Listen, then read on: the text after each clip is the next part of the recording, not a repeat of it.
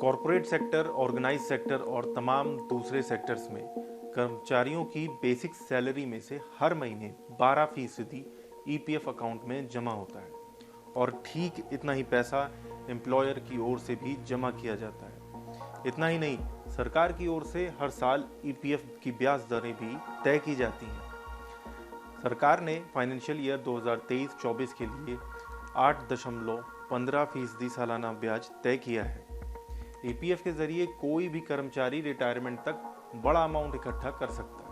लेकिन क्या आप ईपीएफओ की ओर से मिलने वाले वॉलेंट्री प्रोविडेंट फंड वीपीएफ के बारे में जानते हैं?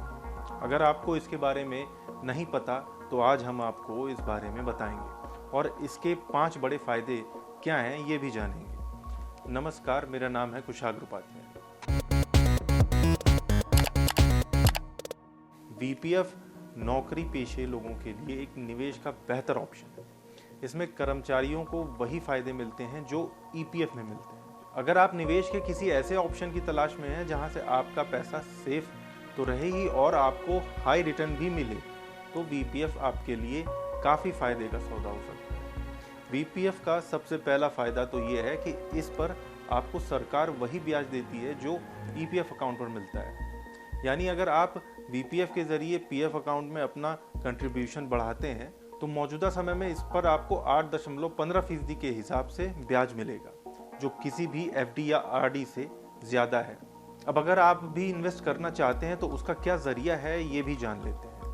वीपीएफ में इन्वेस्ट करने के लिए आपको अपनी कंपनी के एचआर से मिलकर उसे ये बात बतानी होगी कि आप पीएफ में इन्वेस्ट करने में रुचि रखते हैं। इसके बाद एचआर आपका अलग से पीएफ के साथ वीपीएफ अकाउंट भी खोल देगा। इतना ही नहीं, आपको अपनी सैलरी का कितना योगदान बढ़ाना है इसके बारे में भी आपको एक फॉर्म भरकर एचआर को देना होगा। इसके बाद ईपीएफ अकाउंट के साथ साथ आपके वीपीएफ अकाउंट का प्रोसेस पूरा हो जाएगा। जैसे ही ये प्रोसेस पूरा होता है, आप वीपीएफ में से अपनी सैलरी से पैसा कटवाना चालू कर सकते हैं। चलिए अब जान लेते हैं कि इसके फायदे क्या हैं। इसका सबसे पहला फायदा तो ये है कि इस पर आपको सरकार वही ब्याज देगी जो ईपीएफ अकाउंट पर देती है। यानी अगर आप अपना कंट्रीब्यूशन बढ़ाते हैं तो मौजूदा समय में आपको 8.15% के हिसाब से ब्याज मिलेगा, जो काफ़ी सही है।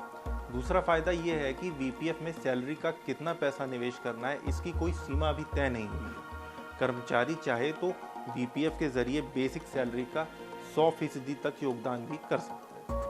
तीसरा सबसे बड़ा फायदा ये है कि वीपीएफ अकाउंट को ईपीएफ की तरह ही ट्रांसफर किया जा सकता है। लेकिन एक बार वीपीएफ का ऑप्शन चुनने के बाद कम से कम 5 साल तक उसमें पैसा जमा करना ही होगा। 5 साल की नौकरी पूरी होने के बाद किए जाने वाले विड्रॉल पर कोई टैक्स नहीं देना होता है। हालांकि इससे पहले वीपीएफ निकालने पर आपको उस पर अपने टैक्स स्लैब के हिसाब से टैक्स जरूर चुकाना पड़ सकता है। तो फिलहाल आज के लिए इतना ही। कैसा लगा हमारा ये वीडियो कमेंट करके हमें ज़रूर बताएं और सब्सक्राइब करें हमारी डिजिटल प्लेटफॉर्म डेली लाइन को।